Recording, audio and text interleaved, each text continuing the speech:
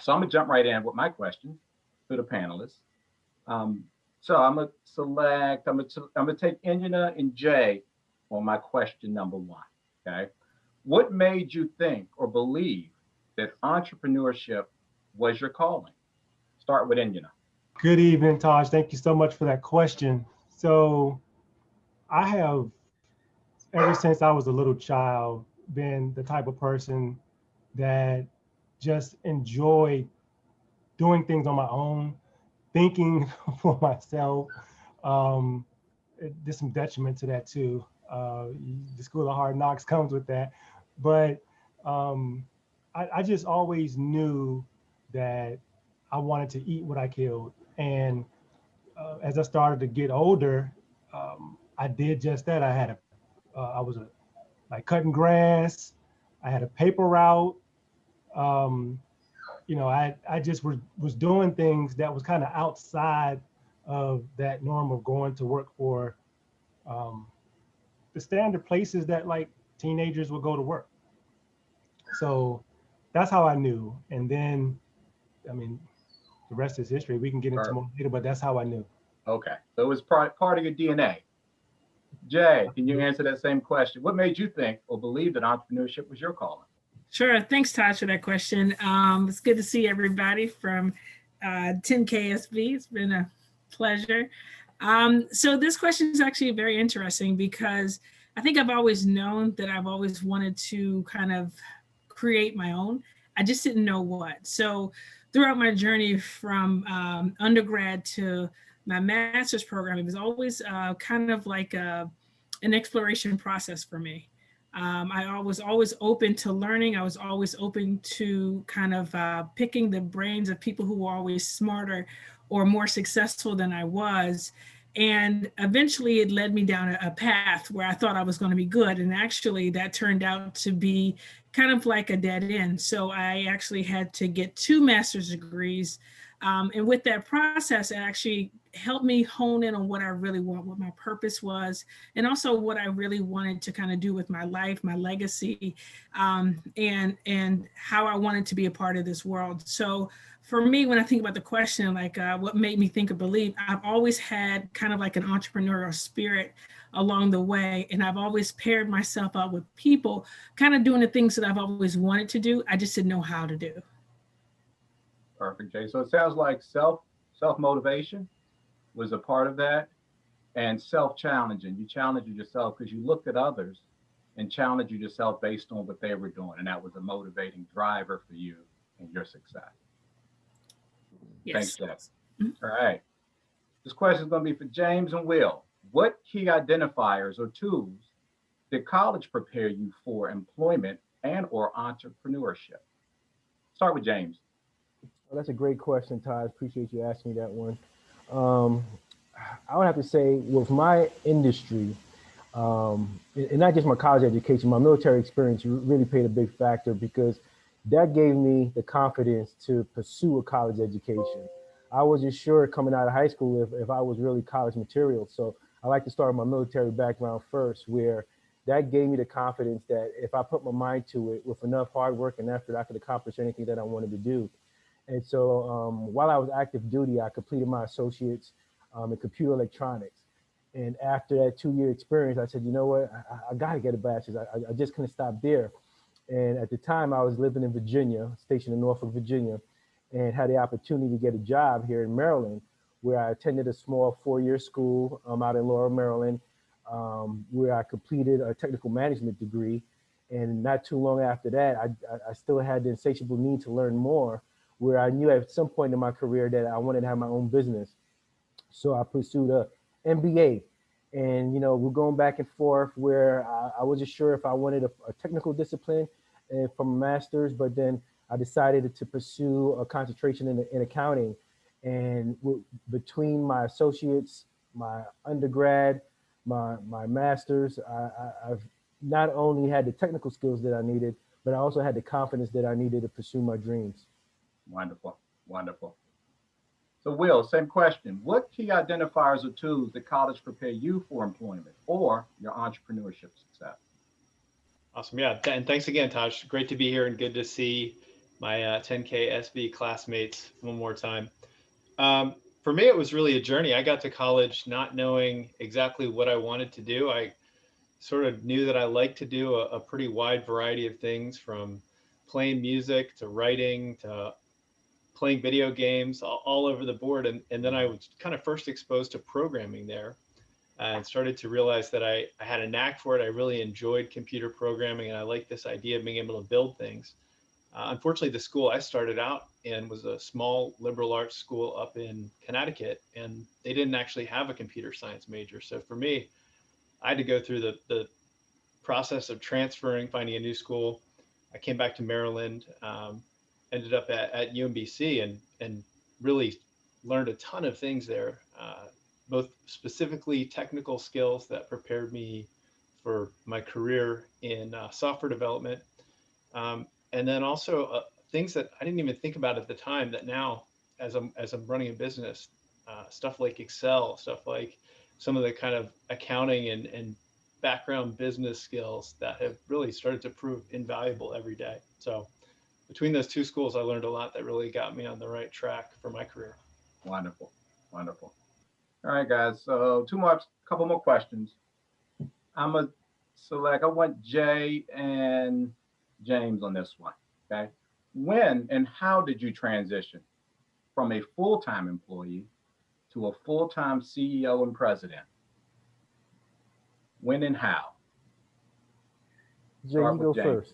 I was waiting, James. I was waiting for that. Okay, no problem. I'll take it. This was actually a kind of a spiritual journey for me. I've always believed in stepping out when I'm ready. So that can be challenging for new business owners. So there was a large period of my life where as I was developing my company, Relational Excellence, I was working also as a full-time therapist at another location. So it was always a juggle of, when is it? Is it time now? Is it time now? So one of the things that I've always done is kind of not believed in just jumping, although I understand the risks and benefits that come with those risks, but I've more calculated mainly because I have a family. So me jumping out there and falling on my face actually has consequences. So I wanted to make sure that my step was calculated. So for me, I worked a full-time job, as I stated before, and I actually built my business part-time until it was ready for me to actually be able to become my first employee. This was actually one of the biggest and humbling experiences, I would say, because one, it showed me that I could do it, and that the dream that I had starting out Relational Excellence actually is coming to fruition. But it did something better than that. It allowed for me to kind of expand my reach and actually do mental health in the way that I wanted to, instead of the ways that the companies that I had used to work for wanted to. So that allowed for us to bring in components of recreational therapy and other fun aspects, because most people think therapy is a boring kind of sit on the couch kind of job. In actuality, with our company, it isn't. It's actually one of the most interactive experiences that you will have. So I was very, very fortunate to be able to provide this service.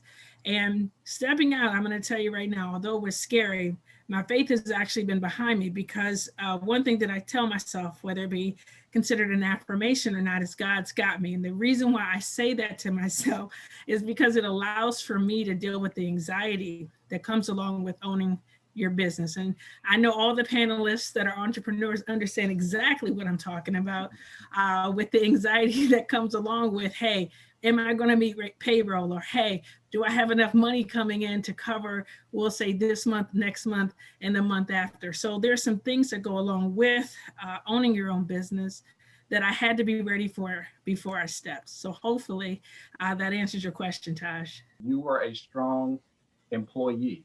You knew Yes. how to be an employee first. You knew what was expected to grow your business as an employee. Two, what I got from that was you also made sure you took those experiences and you channeled them to make yourself unique, to make Correct. relational excellence unique. So you took everything that you learned and you took it and made adjustments. You digested the good parts you needed to make yourself stand out and distinguish relational excellence from what everybody else is doing. So Correct. thank you, Jay. Perfect. No problem, buddy. James, your turn, buddy. When did you transition from full-time employee, full-time CEO and president? I had a very unique experience, Taj, where I was working for a large company at the time called Computer Science Corporation, CSC. And I had transitioned from position to position over there. And after getting tapped on the shoulder to take on a new role as an information security engineer, I had informed my program manager at the time that I wasn't interested in another lateral move. And if I were to make this move, I would expect some additional compensation for the opportunity. And of course, he said, yes, sure, James, yeah, we'll take care of you. It was one of those conversations. And it was about maybe 12 months later where, you know, the pay raise never showed up. I never got it. And so I had to make the choice. It was one day, it was just myself and the program manager in the office. Everybody was gone for the day. Knock, knock. I said, hey, Kim, you remember that conversation we had about a year ago? We never got that pay raise that I was hoping for. And he looked me dead in the eye and said, James, you know what? Unfortunately, it's not in the budget. I can't give you that pay raise. And my face just dropped. I'm like, I waited 12 months to hear that I'm not going to get the pay raise that you promised me if I took this role. And the only reason I felt comfortable asking for the pay raise at that point in time was I gave him 12 months of great effort and work. You know, the customer loved everything that I did. And I expected to get compensated for what I've provided them as well. But to make a long story short, he said, James, I can't give you that pay raise, but what I would like to do, if you're interested, is help you start your own business where you can come back as a consultant. So I'm thinking to myself, you know, he probably just, you know, pulling my leg here and hoping I say no and walk away. And so I took the ultimate challenge at the time and said, sure. I said, yeah, I'd love to entertain that opportunity. And where do we go from here? And I knew at that point in time, through past experiences, if I didn't take advantage of that opportunity may have never showed up again. You know, sometimes you never know when you're really ready. You just got to jump and take that risk. And that's what entrepreneurship is about. But it has to be a calculated risk. And one thing that gave me the confidence at that point in time, I completed a CISSP certification, where that really gave me the confidence that I can jump out on my own and come back as a consultant the next day. Perfect. So a couple of things I grabbed from there, James. Sounded like as a good employee, your confidant, your manager knew that you were a great employee. Yes. Your manager did not want to let you go or didn't want to lose you. Your manager still wanted to work with you and help you with your success. So it sounds like relationships, you built and kept a great relationship. Relationships are very important. You know, to me, the word or term self-made does not truly exist because you do not do it by yourself. Not at all. So thanks, James, for sharing your experience.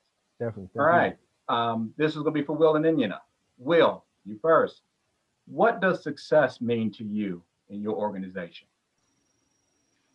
Sure. Yeah. So, I mean, success for us at a really simple level is just that we've built something amazing, something that entertains people, something that engages people. I mean, on a little bit deeper level, success is about having, building great things, great work product, being proud of the things we build, having great clients, having a great team that's thrilled to be a part of it, having a good workplace culture, you know, having an environment that people are really happy about. And finally, you know, last and certainly not least is having a healthy profit, because it's hard to sustain and grow and continue to do, you know, run your business if you're ultimately not profitable. So, yeah, really, those are the 5 things. I was talking to somebody last night that described them as These are the, the four fingers, and profit is the thumb, because it's hard to hold on to things if you don't have that aspect going. So that's a great share, Will, to let our attendees, let our participants know that you did not name profit first. Profit was last on your list. It was about building an organization. Okay. If you build an organization around those key components that you mentioned, profit will come, profit will flow. So thanks much, Will, for that one. Enyinna, what does success mean to you and your organization? Well, first of all, Will did a great job of summing it all up. So, I don't know what else to say. No, but this idea of success though is an interesting concept, because people have many definitions. And if I'm looking internally to myself and to my business, and even in my personal life, my friends would tell you that I'm never satisfied. They look at my family, my personal life, and my business, and they say that I'm very successful. And they define it however they're defining that within themselves. And I look at it and I go, I'm not where I want to be at. And so as an entrepreneur, for me, it's more of the journey to get to that famous destination called success. That journey for me is where I'm having the most fun on the way to that proverbial successful place. Those tangibles and intangibles that we look at when we define success are everything that you're probably thinking of in your mind. The customer service component, the building your infrastructure, satisfying your clients, and maintaining profitability so you can wake up the next day and repeat everything all over again. Those are going to be there. But for me, it's about how many people are you helping along the way? How many people helped you so that you can now in turn, pay it forward? Like that's a big important thing for me. And so like this past year alone, this was the first time that I was able to hire 2 college age interns. That was a level of success for me because I hadn't been able to do that before. Right. And so it didn't drive the bottom line because I was paying, they weren't billable. Right. But I was able to pour back into 2 young engineering minds. And, hopefully they would have stayed on with the company if we had worked for them and that kind of thing. But then the pandemic hit and everything went catawampus. So there's that. But when you ask me about success, it's those intangibles that I like to kind of hold on to as a part of this journey. Wonderful. That was amazing. And one of the main things that we want to make sure our young scholars, entrepreneurs understand is giving back. Community, very important. I mean, everyone's going to be sharp, smart. Everyone's going to be successful on how you define successful. Whether you're a great employee, whether you're a great entrepreneur, you have to help. You have to give back. That's important. You will be okay. All right. Let me just go into question number 5. All right. I'm going to start with Jay this time. What do you look for in a candidate when you're hiring them?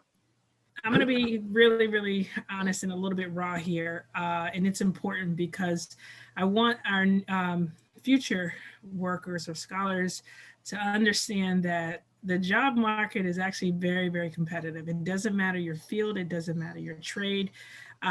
It's competitive. So one thing that I look for with hiring is openness and that willingness to learn.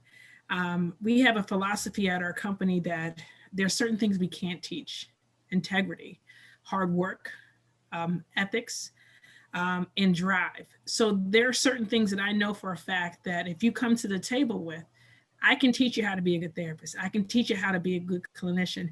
I can show you what modalities and what techniques work best with what populations. But what I can't teach you is that drive to want to be a better therapist or a better clinician, that drive and that initiative to show up, to work on time, and, doing the right thing, being able to give back, even if it doesn't benefit you at all. So these are the things that I guess I consider them intangible. Like, we can't necessarily teach a person to have these things, but if you come to the table with these things, everything else to me is teachable. So we have hired interns that we've brought on and trained. We have hired people who have had a lower skill set, but they appeared to have the kind of foundational tools that we needed for good therapists. And we brought them on and we've trained them as well. This actually isn't just for our clinicians. It goes down to our staff, our admin staff. We're actually admin heavy for a reason. I'm kind of old school, meaning that when a person calls our agency, I want a warm voice on the phone. That means a ton to me. So having a professional demeanor, I think, is important for our admin staff. And also asking questions. I don't necessarily need anyone to know everything, but I need you to know where to get the information from. Sometimes that's asking whether it be the office manager or my assistant or even me. So those are some things that I really want to impress on our new scholars, because when you're competing with other people in the field, it's not necessarily all just about your skill set. Their soft skills that they refer to are super important as well. Wonderful, Jay. And to summarize that, Jay, one of the things you mentioned was company culture, right? When you're sitting across that interview table with that potential candidate, you're identifying, you want to make sure that person from what you mentioned, not a test, not a, from an IT perspective, is not going to be a 20, you're not going to pull out a whiteboard and whiteboard diagrams and designs. It's really about that person, right? What's in that person. So company culture makes a lot of sense, and it's very important long-term, because it's not about just bringing that person on. It's grooming that person. It's making sure that person is successful. And that's what we are as entrepreneurs. It's not bringing a person on just to offer them a job. You want success out of that person. You want to motivate and push that person. As you mentioned, James, he did so well that the person, his manager, helped him come back as a contractor, right? So it was what he showed, what he heard, what he saw in James that allowed that. All right, Will, I'm gonna go to you. Will, what do you look for in a candidate when hiring? Well, same kind of thing as Jay. I mean, I think there are some baseline technical skills, and depending on the role, we have a bunch of different people in our company, different types of positions, ranging from programmers who are very 3D math intensive, to fine artists who are making sound effects or building models and animating characters and things like that. So it's a pretty diverse set of skills.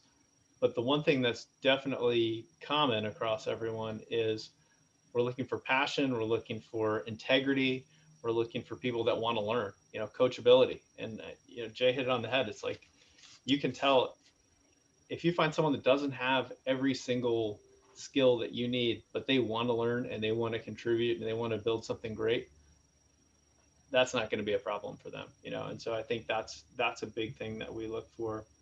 I mean, in terms of very specific technical skills, we're looking a lot more into portfolio, things that people have done.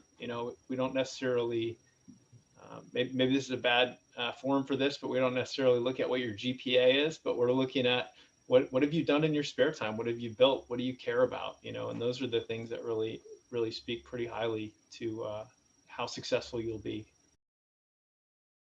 And well, that's important in life, right? Just your character, your self-initiative, self-motivated. Are you ready to go out there and tackle the world? So great, that's great information. Thank you so much, Will, for that. All right, Enyinna, we're coming back to you. Is continuing education important to you and your organization for growth and development? Absolutely. That's one word answer. Absolutely. So in the professional consulting space, certification and continuing education is everything. First of all, my credentials aren't behind my name now, but I'm a PMP project management professional. I'm a certified construction manager, CCM. I'm a certified construction quality control manager, certified paint inspector.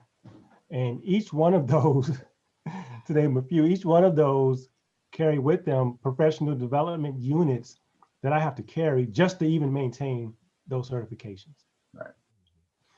Outside of that, though, keeping up with the leading trends. So continuing education doesn't necessarily have to be the 60 PDUs or professional development units or continuing education credits, whatever acronym you want to use to define that. Doesn't necessarily have to be that. It could also be you're attending a conference, an industry-related conference, going and learning about whatever new and exciting things there are that's out there. Bringing that information back to the company so that we can better provide a service for our clients and help the company grow. So looking for opportunities for that continuing education is key. I mean, at its lowest level, continuing education could be that you're now a member of a book club and you're reading a book, one book per quarter, something that you may not have done on your own before, but now whatever it is that you're reading, you're internalizing and you're a better person for it. And you can apply that to your job skill sets now. So certainly finding ways to continuously learn. I mean, even a hobby of some type could be another form of continuing learning, continuing education. You might work on cars on the weekend. That's a skill set that I don't have. I know how to tinker. I can mess it up real good. But when you look at just something like that, I mean, that's a skill set. That's continuously learning, and there may be some skills that are transferable to the job place because of it. Wonderful, Enyinna. So basically, you're saying we will always continue to learn. We will always continue to study as an entrepreneur. Doesn't matter if you call yourself boss or president or CEO, you will continue to learn. It does not stop. All right, James, same question. I'm going to shoot over to you, our cybersecurity expert. How important is continuing education to you and your organization? Now, in cybersecurity, threat actors, there are all types of new vulnerabilities. There's all types of new attacks, all types of style of attacks.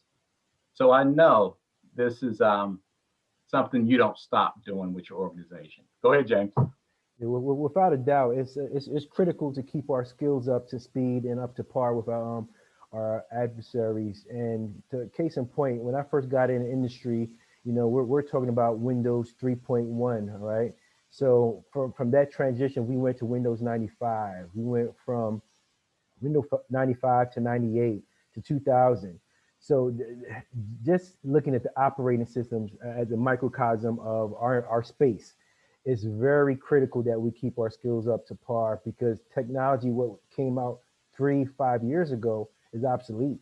I don't even need to go that far back. We can go back 2 years, even 12 months. That, a lot of times the things that we've learned or we rely on as we build our business changes so rapidly that we have to keep up. We don't have a choice. And with our customer base, we have to adhere to a requirement called DoD 8570, because the majority of our clients fall under the Department of Defense. And they set a criteria that we have to meet a certain level of educational credits and experience in our industry to just be considered for an opportunity. So case in point, after completing a CISSP, Certified Information System Security Professional, just like Enyinna alluded, you have to keep up so many credits annually to maintain that certification. There were a point in time when I first came to industry, you were pretty much grandfathered in, but that's changed since then. So now I'm always taking classes just to keep my skills sharp and stay ahead of the game and stay marketable as well. Because if I'm going in front of a customer and, you know, they're asking me a question on the latest technology, if I'm not taking classes or watching YouTube videos, it could be anything. You don't have to normally actually be in a formal classroom setting to build that skill set, especially with the way the internet is today. When I first got in the industry, the internet is nowhere near what it is today. So the information is at our fingertips. So whether it's formal education or just professional development, we're always staying sharp and ahead of the game. Wonderful, wonderful. I'm gonna shoot that question over to Jay and Will also. Try to give me 2 minutes, guys. So Jay, is continued education important to you and your organization for growth and development? OMG, yes, it's everything. So in order to practice in the state of Maryland, we have to basically do 40 CEUs every 2 years, and it's mandatory. So there's plenty, as Enyinna talked about, the modes of getting them. There's several ways to get them, but for the most part, you have a deadline. And going past that deadline basically means that your license would be suspended, if not terminated, and then you can't practice. Mm-hmm. So it forces clinicians, which I really do like, and there's a reason I'll tell you a little bit about that, because if clinicians are not staying current, you get some of the things, you know, I hate to call them dry therapists, but it's true. You know, in our profession, you can tell the people who are up to date and you can tell the people who actually are not. And the goal here, I'm assuming with the state of Maryland about having CEUs or that continuing education is to stay kind of current with what is actually not only valid and reliable as far as like research, but also modalities change, right? We learn about cultures, they change as well. So to make sure that we're bringing and providing the best product to our consumers, our license and our CEUs are attached. So we don't get an option of whether or not we would like to, or you know, does it feel okay? Maybe we do, maybe we don't, but we have to do it in order to be an active practice in Maryland. Wonderful, wonderful. Will, coming your way, continued education. So Will's company, we're talking about augmented reality. We're talking about virtual reality. We're talking about extended reality. So Will, how is continued education important to you and your organization for development? Well, yeah, I was going to try to make a joke that I'm the only one that it isn't important.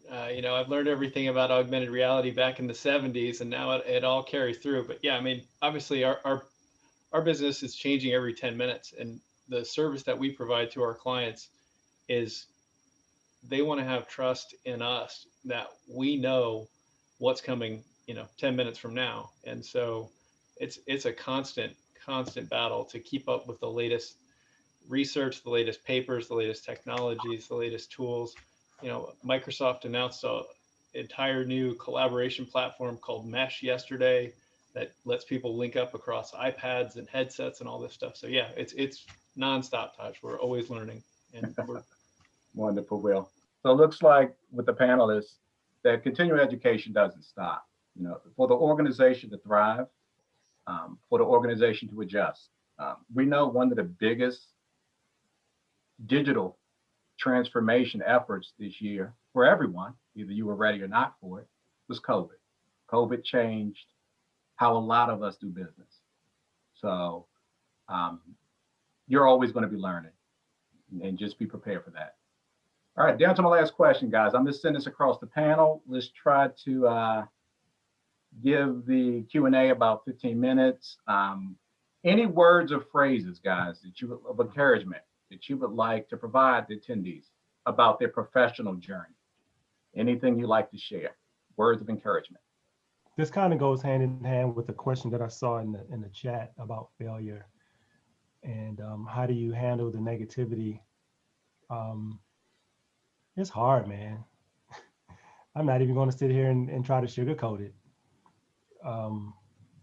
When you look at yourself in the mirror and you ask yourself, why are you getting up every day to do this? There has to be something that drives you, and it has to be your why. Whatever your why is, you know, like if your why does not make you cry, is it big enough? Like when you really look at why you want to do what you want to do, and you think about the thought of not being able to accomplish it, how does that make you feel? So when you listen to the naysayers, you tell somebody you want to be an entrepreneur and they say it's not going to work. Mhm. What are they doing with themselves to be able to provide you with that type of advice? What have they succeeded in? You know, you have to look at where you're taking your credible advice from, too.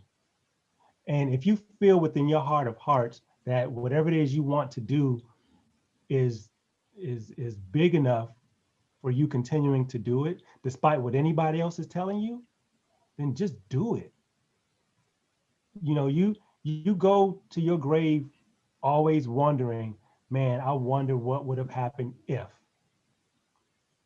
I would have only.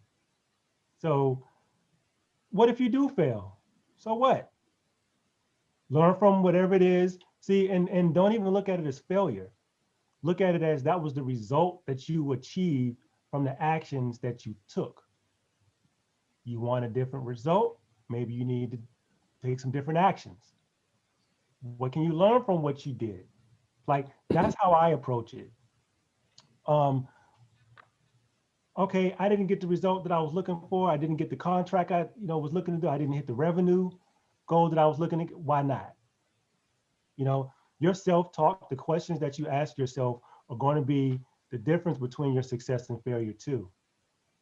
Because you're going to start searching for the answer to the question that you're asking yourself. Think about that. You have to fail. I'm just gonna say it like it is. There's no one that I've ever met that's successful, including myself, that hasn't had failure.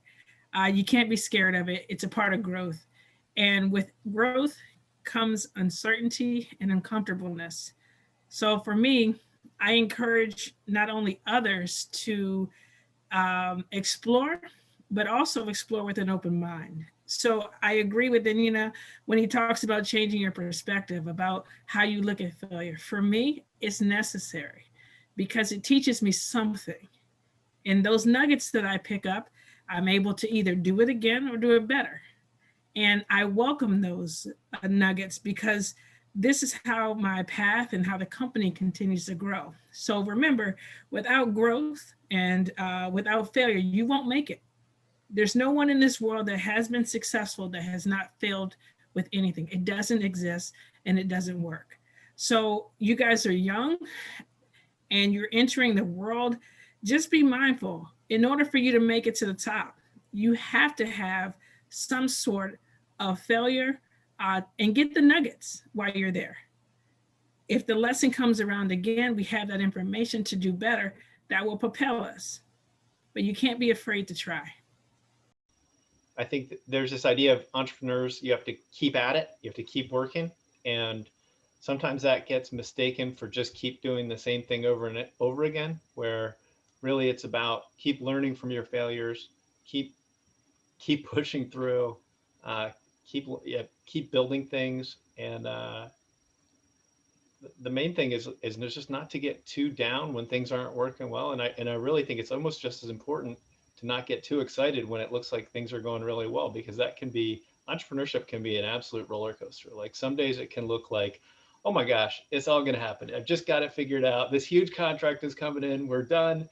And then that contract can disappear tomorrow. And then you've got to be ready to just kind of level that out. So don't get too high, don't get too low. Just keep moving ahead and learning. I'm going to stay on the same topic of the word failure. And that's a very powerful word. It can either make you or break you. And I'm a firm believer that the only true failure that exists is when you stop trying, right? So with that being said, I don't believe in failure. I just believe in experiences, right? So it's what you make out of that failure. I'm not going to sit here and tell you Cyberlink Solutions was the first business I started and I was successful. That's not the case. This is probably my fourth or fifth business. I had a mortgage company at a time where I had this conversation not too long ago with my wife, where we were looking back at all the different things that we've done over the last 2 decades and that brought us to this point of success, right? Where we wouldn't be where we are today if we didn't have those past experiences that at that point in time we saw as failures. I said, you know what? That experience when we had to shut the doors in the mortgage company only made us stronger. And that was only because we kept on trying. We kept on trying. We kept on trying till we found that niche. But we took all those experiences, not failures, but experiences, and brought it over with us and made those corrections and those modifications. And now we're seeing the results of our tried and true efforts over the last, several years. Wonderful. Thanks, James. So I wanted to share just a couple words that I just wanted to share about one thing that should be helpful. So these are things as entrepreneurs that you should be doing already. If you haven't started, let's start today. Time management. Time is very important. You lose time, you don't get it back. Learn today how to manage your time wisely. Don't waste your own time. Don't waste anybody else's time. Okay. Relationships. You have to build relationships. You're not going to make it without relationships. Okay. You have customers now. Be the best at supporting your customer, because that could be a customer down the road that you'll end up doing business with. They will always know you. They will remember you. Okay. Relationships, whether it be a mentor, mentee, peers, maintain great relationships amongst yourself. Okay. And I have one more that I would like to share. Be prepared. Okay. Be sure you're always prepared. I'm gonna give you a quick 1 minute. I had an interview when I come out of college. First interview. Somehow I got an interview with a IT company. They wanted like a senior systems engineer. I just finished school, had no idea what that even meant. I went into an interview and I almost passed out in an interview. And after I walked out of there sweating and almost had an asthma attack, I knew that I would never, ever again be unprepared for anything. So be prepared. All right. So panelists, thank you so much. That was amazing, sharing your experiences, sharing those nuggets and those items that you've been through your journey. Greatly appreciate it.